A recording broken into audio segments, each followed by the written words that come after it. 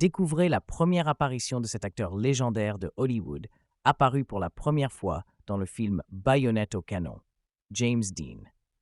Connaissez-vous la première apparition à l'écran de James Dean?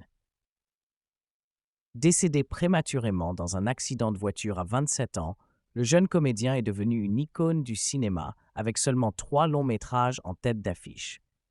Mais connaissez-vous son rôle de figuration dans Baïonnette au canon de Samuel Fuller?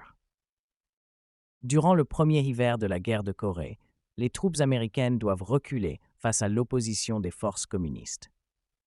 Une petite escouade menée par le lieutenant Gibbs est envoyée pour cacher cette battue en retraite.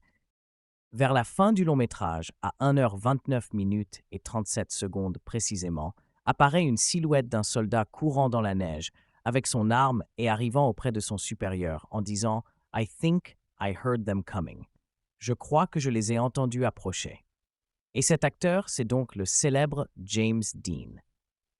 Dans Baïonnette au canon, il n'a qu'une réplique et une apparition à l'écran d'à peine 1 minute, mais il s'agit de son premier rôle dans un long métrage. Pas mal pour une première. Il figure dans un film réalisé par Sam Fuller, qui signera des années plus tard l'excellent western 40 tueurs, Le port de la drogue et Shock Corridor. Après Baïonnette, James Dean part jouer dans des séries ou des pièces de théâtre filmées.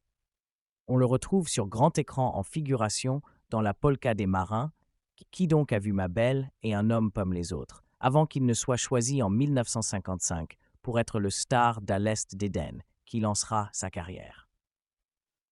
Quelques mois plus tard, il se tue dans un accident de voiture, non sans avoir tourné auparavant 2 autres chefs-d'œuvre. La fureur de vivre et Géant. Quant à Fuller, la même année que Baïonnette, il réalisera un film de guerre encore meilleur, J'ai vécu l'enfer de Corée, avec le même Gene Evans, mais également Robert Hutton et Steve Brody. Le sergent Zach et un jeune orphelin coréen s'y allient avec un groupe de soldats américains laissés pour compte.